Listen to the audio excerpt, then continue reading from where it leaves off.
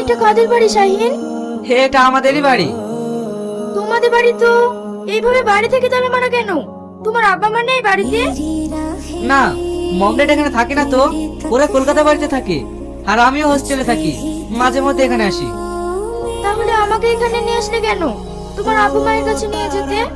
আরে নিয়ে যাবো তো, কয়েকটা দিন এখানে থাকো, তারপর বিয়ে করে তোমাকে ওখানে নিয়ে যাবো। সত্যি তুমি আমাকে বিয়ে করবে তো?